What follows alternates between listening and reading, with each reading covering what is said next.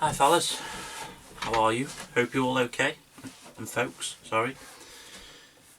This is just going to be a quick update basically of what I'm hoping to accomplish over the next couple of months. I just want to just give you more of an update of, just give you a heads up really, because I've got work, quite busy now, back to work and everything, so things are going to slow down video wise.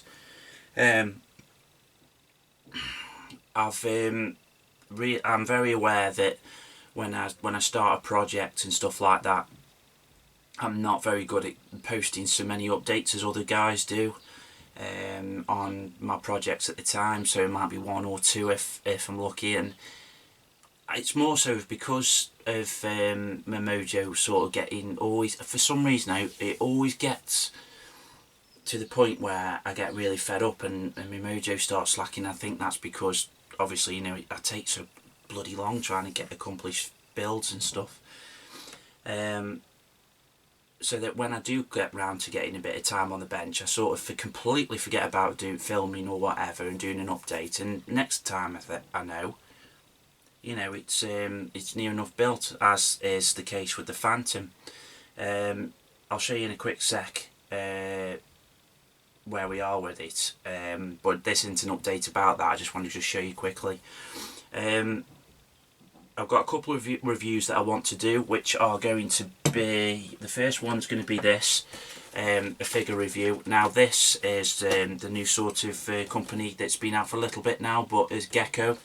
I'm very excited because these are releasing two modern British figure infantry that's coming out soon. I think it's something around the lines of 2006 or 2008, Iraq and Afghan to present day, I think, or something like that. Anyway, but it's British military infantry, so I'm looking forward to getting them. But I got this just to see what they were like. I'll save it for the review more so, but for the price they are and a new company, they're fantastic price. They really are. I recommend. You'll be so happy and surprised, just down to the boxing as well, and the packaging. It's just awesome for the price. I would not be surprised if these were to bump the price up eventually, the more popular they become, if they become popular, but I'm sure they will with what you get anyway. And I want to get these two books out of the way for book reviews. Now, Andy's Hobbies, Hobby Headquarters, recently released a video about a new book that's being put back into print, or they by Wright Publishers or something, publications. Well, that I thought, I'll just check the link at the bottom and see what else, because those of you that follow me will know that I love my books. So I thought I'll have a look, and lo and behold, one of my favourite sort of World War II vehicles are the tank destroyers, but the ones that have got the open backs, like your Marders, your Vesps, your Hummels, your Nashorns. And I must say, out of the lot of them, I do quite like the Hummel. And lo and behold, the first ever one book that they published was this. This is issue number 1, and it's Hummel, and it's beautiful. So I will want to do a book review of that for you, so you can see that, and it's not too expensive neither. And the other one, again, guys that follow me will know that I've got a IDF project coming soon. Well, it's this new MiG book. I've seen it released for a while, and I've just managed to get my hands on it, the other day. Very high quality pictures, and they go through all the different tanks there and vehicles that they build. So I want to do a quick review of this. Very good, and not a bad price neither too. So yeah. Then of course we come to the Phantom. I want to do an update this coming week. Now I'm supposed to be off this next coming week, so I'm hopefully going to do an update. Now I have posted a couple of pictures on a couple of Facebook pages that I do enjoy reading and just having a look through. I've tried a new scheme on this, which is new weathering technique, which is the black basing.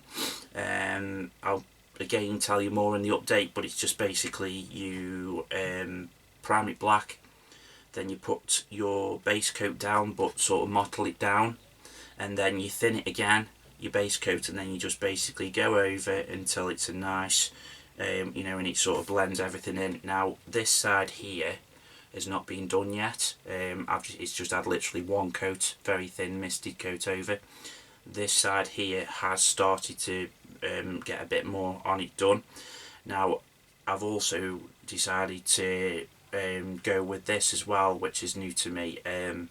I've just added a bit of a dirty sort of greeny colour, browny colour underneath, where there's obviously the wings fold, and also a bit of a vent there where a bit of, you know, weathering could have got to. And then of course round the exhaust stacks at the back, which are going to be silver and metal and you know, your steel, but I just wanted the bits that you can actually see there are actually going to be the grey colour. So yeah, it's been a bit tedious this morning as I've masked the rest of the areas that aren't going to be the grey, so that's been a bit of a pain this morning. But yeah, it's the first time I've tried these, which is the real colours. Yeah, they're good. I can see why people like them. However, if you want to do your mottling and stuff like that, you need to really thin them down a lot, and I'd probably even go as far as to say to try and stick a retarder in there, especially if you're especially in a warm environment, as I did find they tended to really start drying and struggling a bit, because of course with the mottling you don't want your airbrush to be right up to 20, 25, 30 psi, because it'll just blurt it everywhere, even if you've got your best control in the world on your trigger of your airbrush. So you need to really lower it down, and it really did start to struggle, and then I thought a better idea, because sometimes I don't know if you've tried mottling before, or you try and get a thin line. Sometimes with a light colour onto a dark, you can see the bits of like little speckling on the side of the lines and that come out. So I thought, I know what I'll do. I've got a 0.15mm needle for me hardening Steenbeck, so I thought I'll stick that in because it'll control it. Well, that just made it even worse and even harder to get the paint out of.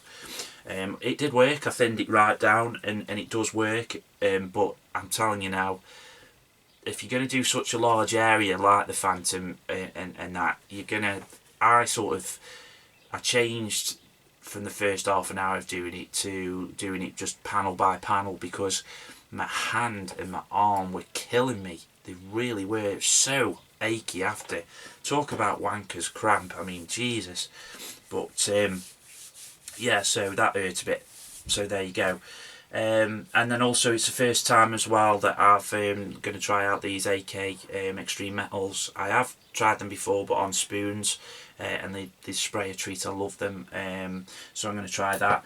I have sprayed them already on the engine nozzles, and I've glossed them now. So what I'm going to do is I'm going to try a different technique, and what I'm going to do is I'm going to spray some of that oh, what's it called now, the AK or the MIG heavy chipping instead of the hairspray, because that will probably work a little bit better. And then I'm going to go over again with Extreme Metals, but the black exhaust, jet exhaust, because it seems a bit black, and I'm just going to work away at it, and just see how that works. And again, if it doesn't work, it don't work. I mean, it's pretty solid plastic, it's Hasegawa plastic, so it's not too bad. So I shall just strip it again and just go back to stick it in some surgical spirit, which is safe for the plastic as well. It's not going to corrode it or anything, and within about an hour they'll be back to normal, back to the bare plastic again. So I should just try that. Again, I wanted a fairly fast project because I wanted to go back to doing the RDF one, but I just didn't want to jump into that from after the Panther, and it's now taking its time, so we'll see. I have got a couple of kit reviews that I'd like to do as well. It's payday this coming Friday, and I have got a couple of kits that are coming in that I want to review, that I'm really looking forward to as well. I want to say also, what I'm going to do is I'm going to start going back to the monthly updates as well, where we get back to where I'm going to have a monthly update on the channel each month as well. So then we'll have, because I love watching people's monthly updates, because you see people's acquisitions, the new buys they've got, what they've been doing, a bench update and all that type of thing. I just love it. I think it's great. So I'm going to go back to doing them, because I never ever go over the analytics thing that YouTube do, so you can check which videos are good and what your viewing hours are. I can't be arsed with all that. If you like me, you like me. You don't, you don't. I get bored of myself very easily, so you guys must get bored of me twice as easy. So, and with the best will in the world, I'm not the most confident of people with self-confidence. So the least thing I want to know is when people are getting bored of me, so I don't want to know. However, the other day I thought I'll just have a quick look, see, more so of the time when I did the monthly update videos, and they seem to be some of the popular ones I had on the channel, so I'm going to do them again. So if I've suddenly subscribed to you, and I said I'll give you a shout out on the videos, I'm not going to give shout outs, and I'm not going to do thank yous for bits and bobs that people have sent me